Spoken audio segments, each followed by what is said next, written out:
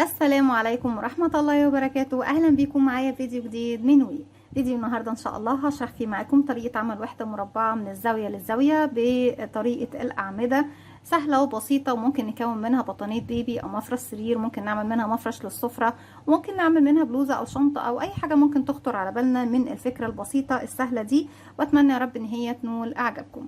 أتمنى إذا عجبكم الفيديو تدعموني بلايك وشير وسبسكرايب. استخدمت في الوحدة الأولى اللي شغلتها مع نفسي خيوط ملونة زي ما احنا شايفين، خيوط شنجاه ملونة، وممكن تستخدموا مجموعة الخيوط المتوفرة عندكم بأكتر من لون، يعني ممكن تستخدمي أكتر من لون في الوحدة الواحدة. هنشوف دلوقتي طريقة عمل الوحدة. هستخدم معاكم خيط صوف متوسط السمك مع إبرة رقم 3.5 ملم. بسم الله الرحمن الرحيم. في البداية ببتدي أكون 4 سلاسل، بسيب مسافة من الخيط وبلف الخيط حلقة على الهواء بالشكل دوت. بدخل داخل الحلقة، ألف الخيط وأخرج منها. طرف الخيط بشده بقى في العقدة. بعد ما قفلت عقدة البداية هبتدي أرتفع 4 سلسلة. بسم الله الرحمن الرحيم. 1 2 3 4 زي ما احنا شايفين. وأكيد طبعا إن شاء الله في وحدتنا النهاردة هنشرح طريقة التشبيك. بسيب أول 3 سلاسل أو آخر 3 سلاسل اشتغلناهم، وبروح للسلسله رقم 4 اشتغل 2 عمود بلفه، وبعتبر الثلاث سلاسل دول بمثابه عمود بلفه. طيب ازاي بشتغل العمود بلفه؟ بيكون عندي على الابره حلقه وبلف الخيط بيكونوا حلقتين. هسيب 1 2 3 وفي رقم 4 ببتدي اشتغل، ادخل اسحب الخيط واخرج. كده بيكون عندي على الابره 1 2 3 حلقات، بلف الخيط واخرج من حلقتين، بتبقوا 2 بلف الخيط واخرج منهم.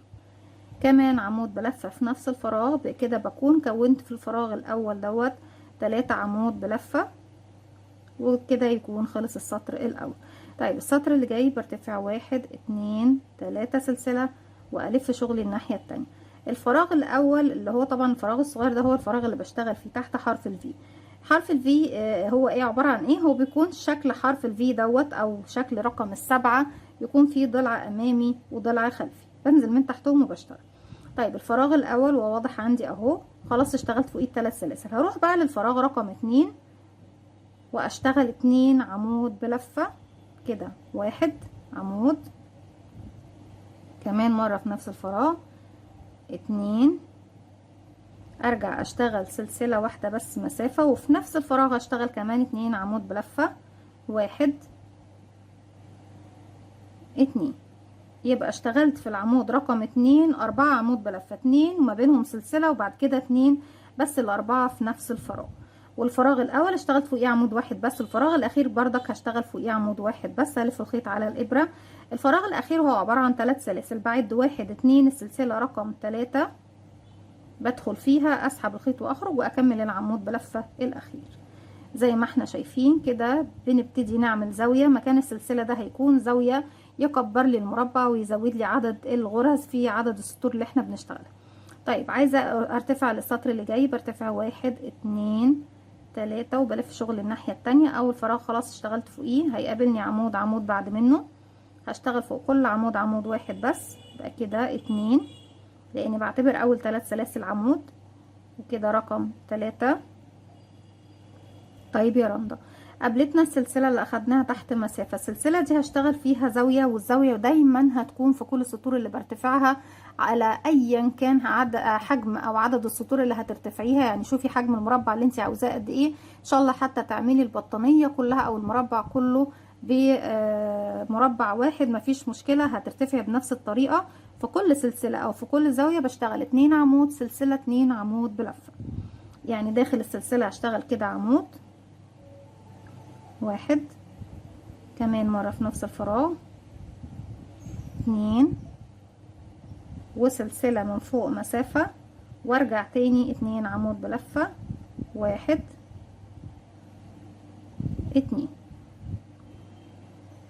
هيتبقى لي الاعمدة التلاتة 1 2 3، هشتغل فوق كل عمود منهم عمود واحد بس. 1 2 3 وتالت واحد دايما بيكون عندي تالت سلسلة ارتفاع.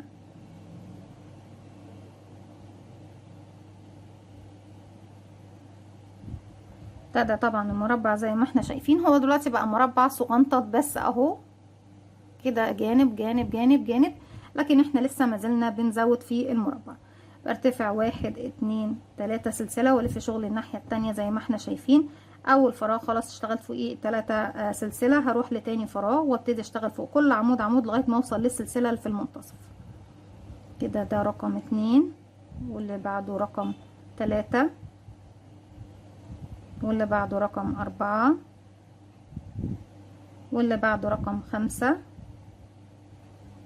طيب وصلنا للسلسلة اللي في المنتصف، وزي ما اتفقنا مع بعض دايما هتكون عددها ثابت 2 عمود، سلسلة 2 عمود بلفة فوق السلسلة الواحدة.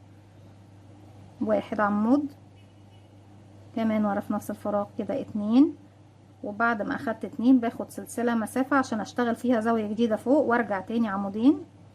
1 2، يبقى فوق السلسلة اللي في المنتصف دايما هشتغل 2 عمود سلسلة 2 عمود بلفة، وفوق كل عمود بشتغل عمود واحد بس.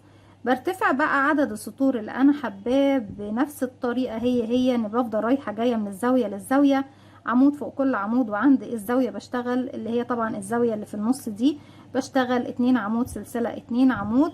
انا في الوحدة الاولى اشتغلت، احنا عندنا هنا دلوقتي 1 2 رقم 3 سلسلة رقم 3 هبتدي اشغل فيها اخر عمود،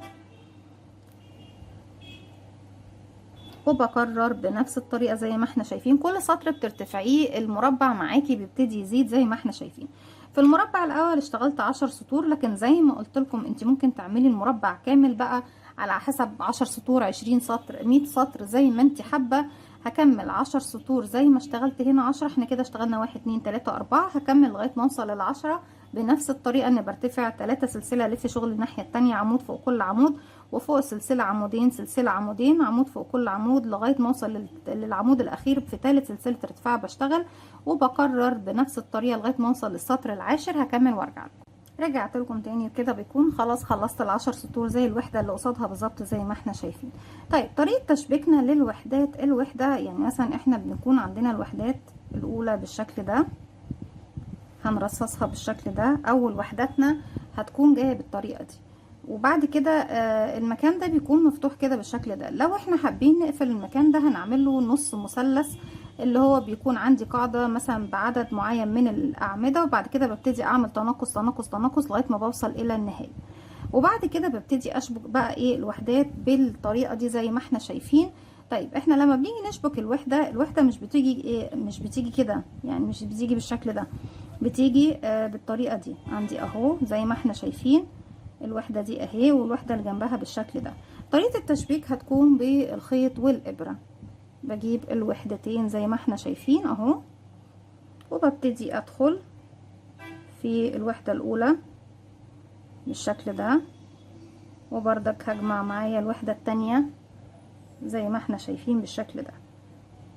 مرة هاجي شايفين بقى منتصف حرف الفي هنا اهو، باجي من تحت الجزء ده بدخل في المنتصف كده واطلع من المنتصف واسحب.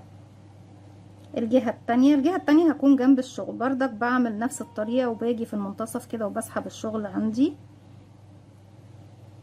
ارجع الجهة المقابلة هنا عندي، ادخل من هنا لهنا شايفين واسحب، وهنا بردك باجي في المنتصف هنا وبطلع من المنتصف بس اللي بعده، وبفضل اشد زي ما احنا شايفين اهو لغاية ما بخلص تشبيك الوحدات مع بعضها واحدة واحدة بكل بساطة وبكل سهولة، مفيش اي مشكلة.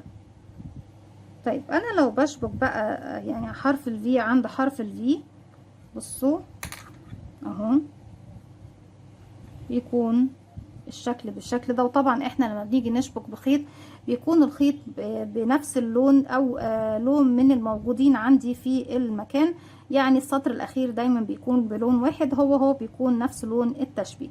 طيب انا لو بشبك، نقص بس الخيط ده، لو بشبك بقى حرف الفي عند حرف الفي بتكون سهلة، اسهل طبعا من الطريقة اللي فاتت، لاني انا عندي هنا حرف في وعندي هنا حرف في. لو بالخيط وبالابرة بردك بدخل بشبك اول جزئين مع بعض بالشكل ده، وببتدي انزل من تحت بالشكل ده اهو حرف الفي، واوصل لحرف الفي اللي بعده واشد الخيط، ارجع انزل عند حرف الفي هنا اللي بعده اهو، واروح لحرف الفي النص في الجهة المقابلة، وهكذا من هنا لهنا، وارجع في الجهة دي من المكان ده للمكان اللي بعده، وهكذا. بصوا لما هاجي هشد هيكون الخيط مختفي تماما، ومش هيكون باين، مش هيكون باين عندي غير الضلعين الباقيين عندي اللي هما بقية الاضلاع. دي كده طريقة. ولو انا عاوزة اشبك بطريقة الابرة، ابرة الكروشيه، بجيب زي ما احنا شايفين، بس بجيب ايه، انا عندي هنا كده ده وش وده وش، لما باجي اشبك بشبك على ظهر الشغل. ماشي يا بنات، هاجي هنا عندي بشبك بايه، بشبك بغرزة المنزلقة. لو حابين تشبكوا بغرزة الحشو بشبك بغرزة الحشو بس على وش الشغل. انا هنا بعتبر نفسي في المكان ده اهو، هشبك بس المكان ده مع بعضه. بعد كده هاجي هنا، انا عندي حلقة امامية وحلقة خلفية وحلقة امامية وحلقة خلفية. في الجهة اللي قصادي بدخل في الحلقة الامامية وبسيب الخلفية، وارجع الناحية التانية بروح للخلفية، اسحب الخيط واخرج من تحتهم، من تحت الحلقة اللي عندي على الابرة. تاني مرة بكرر، هنا بدخل في الحلقة اللي قصاد وشي على طول اهي، وفي الجهة المقابلة بدخل في الحلقة اللي بعيدة عن وشي اللي هي الخلفية، اسحب الخيط واخرج من تحتهم، من تحت الحلقة اللي على الابرة، وبفضل اكرر حلقة امامية مع حلقة خلفية. ده وانا بشبك على ظهر الشغل يا بنات. وليه بشبك على ظهر الشغل؟ عشان يكون وش الشغل مظبوط عندي ونضيف. هنشوف دلوقتي. بسم الله الرحمن الرحيم. بصوا لما باجي اشبك بقى بالشكل دوت، وش الشغل عندي بيكون نضيف جدا زي ما احنا شايفين اهو، ومفيش اي حاجة باينة. دي كانت طريقة الوحدة بتاعتي النهاردة، وطريقة التشبيك سواء بالخيط او الابرة، وترتيبة كمان الوحدات، وطريقة التشبيك بغرزة المنزلقة بالنسبة ل طبعا الوحدة بتاعتنا. اتمنى ان فيديو النهارده يكون سهل وبسيط وينول اعجابكم. ما تنسوش اذا عجبكم الفيديو تدعموني بلايك وشير وسبسكرايب، واستنوني فيديو جديد من وي. وما تنسوش كمان تفعلوا زرار الجرس عشان يوصلكم مني كل جديد. السلام عليكم ورحمة الله وبركاته.